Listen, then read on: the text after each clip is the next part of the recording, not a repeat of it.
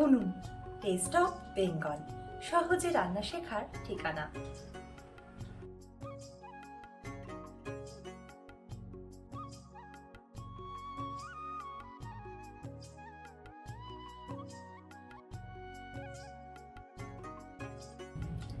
আপনাদের সাথে আমি পায়েল সরকার, আর আপনারা দেখছেন উনুন টেস্ট অফ বেঙ্গল। আজ আপনাদের আমি রান্না করে দেখাবো পাবদা মাছের একেবারে অন্য ধরনের ভিন্ন স্বাদের একটা রেসিপি। তাহলে চলুন শুরু করা যাক আজকের রান্না। এখানে আমি 300 গ্রাম পাবদা মাছ নিয়েছি।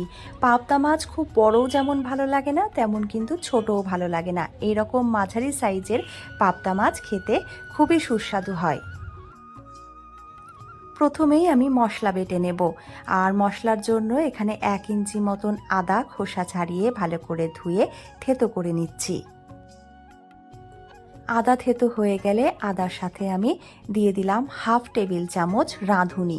এবারে আদা আর রাঁধুনি অল্প একটু জল দিয়ে বেটে নিচ্ছি।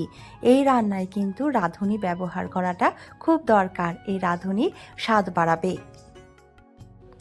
যারা রাঁধুনি মশলাটা চেনেন না তাদের জন্য বলছি, রাঁধুনি দেখতে অনেকটা জোয়ানের মতন এবং জোয়ানের মতোই হালকা ঝাঁঝালো, তবে রাঁধুনি আর জোয়ান কিন্তু এক নয়। আদা ও রাঁধুনি বাটা ছাড়াও আমি বেটে নিয়েছি 1 টেবিল চামচ গোটা জিরের সাথে 4টে শুকনো লঙ্কা, আর আলাদা করে বেটে নিয়েছি 1 টেবিল চামচ মতো সর্ষে। একটা কড়াইয়ের মধ্যে পাবদা মাছগুলো ধুয়ে আমি তাতে নুন হলুদ ভালো করে মাখিয়ে নিচ্ছি।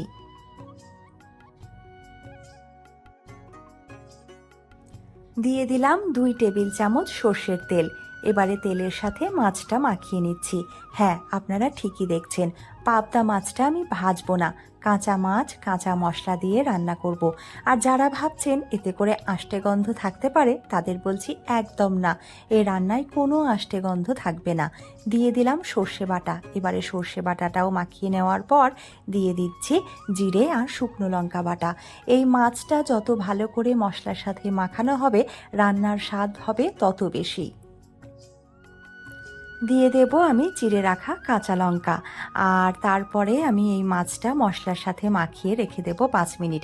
পাবদা মাছ রান্নার সময় যারা ভেজে রান্না করেন তারা জানেন যে মাছ কিন্তু ভেঙে যেতে পারে, মানে পাবদা মাছটা এতটাই হালকা হয় যে ভাজার সময় কিন্তু অনেক ক্ষেত্রে ভেজে যায়, তাই খুব সাবধানে রান্না করতে হয়। তাদের উদ্দেশ্যে বলছি, একদিন এইভাবে মাখা পাবদা রান্না করবেন, মাছ তো ভাঙবেই না, আবার খেতেও হবে খুব ভালো। 5 মিনিট পর আমি গ্যাস জ্বালিয়েছি আর তারপরে কড়াইটা বসিয়ে দিয়েছি। আপনারা দেখতে পাচ্ছেন যে হালকা হালকা করে কড়াই গরম হচ্ছে। এবারে গ্যাসের ফ্লেম কমিয়ে দিয়ে মাছগুলো একটু উল্টে পাল্টে দেওয়ার চেষ্টা করছি। যদি উল্টাতে অসুবিধা হয় তাহলে কিন্তু একদম উল্টোতে যাবেন না, কারণ জোর করে পাবদা মাছ সরাতে গেলেই কিন্তু মাছ ভেঙে যেতে পারে। কাঁচা মশলার সঙ্গে তেল মাখানোর সময়ই কিন্তু একটা দারুণ গন্ধ চারপাশে ছড়িয়ে গেছে। আসলে এই গন্ধটা আমার খুবই ভালো লাগে, আর আমি মাছের ভাপা বা এই ধরনের হাতে মাখা মাছ খেতে খুবই পছন্দ করি, তাই প্রায় দিনই এই ধরনের রান্না আমার বাড়িতে হয়ে থাকে। যখন কড়াই পুরোপুরি গরম হয়ে গেছে তখন আমি দিয়ে দিলাম পরিমাণ মতন জল। এই জলটা খুব বেশিও হবে না আবার কমও হবে না, আমি নর্মাল জল দিলাম, তবে আপনারা পারলে উষ্ণ গরম জল দেবেন।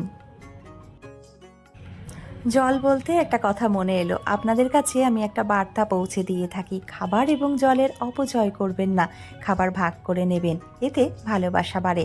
প্রথমে আমি ঢেকে দিয়েছিলাম মাছগুলো, এবারে ঢাকনা সরিয়ে আরও একবার নাড়াচাড়া করছি। এখন কিন্তু ঝোল পুরোপুরি ফুটে উঠেছে। আরও একবার ঢাকা দিয়ে দিয়েছিলাম, তারপর যখন গ্রেভিটা শুকনো হয়ে এসেছে তখন ঢাকা সরিয়ে নিয়েছি। আর আমার মনে হয়েছে লবণ একটু কম আছে, তাই আমি দিয়ে দিয়েছি সামান্য লবণ। এবারে গ্যাসের ফ্লেম বন্ধ করে ঢাকা দিয়ে দিলাম 2 মিনিটের জন্য, আর তারপরে আমি ঢাকনা সরিয়ে দিলেই রেডি একেবারে আমাদের হাতে মাখা পাবদা মাছ। চ্যানেলটা যারা এখনও সাবস্ক্রাইব করেননি তাদের বলবো সাবস্ক্রাইব করে বেল আইকনে গিয়ে অল নোটিফিকেশানটা অন করে নিন। এতে করে এই সুন্দর সুন্দর রেসিপিগুলো আপনাদের কাছে পৌঁছে যাবে খুব তাড়াতাড়ি। আর যারা ফেসবুক থেকে দেখছেন তাদের বলবো পেজটিকে অবশ্যই লাইক করবেন, আর ভিডিওগুলো কিন্তু শেয়ার করতে একদম ভুলবেন না, কারণ শেয়ারিং ইজ কেয়ারিং। আপনারাও আপনাদের পছন্দ মতো যে কোনো মাছ দিয়ে একদিন এইভাবে রান্না করে খেয়ে আমাকে জানাবেন। ভালো লাগলে নাও জানাতে পারেন, কিন্তু ভালো না লাগলে অবশ্যই কমেন্ট করে জানাবেন যে আপনার ভালো লাগেনি, কারণ আমি জানি যে এটা আপনার ভালো লাগবে। আর এটা খাবার পর আপনিও বলবেন, আহ কি স্বাদ।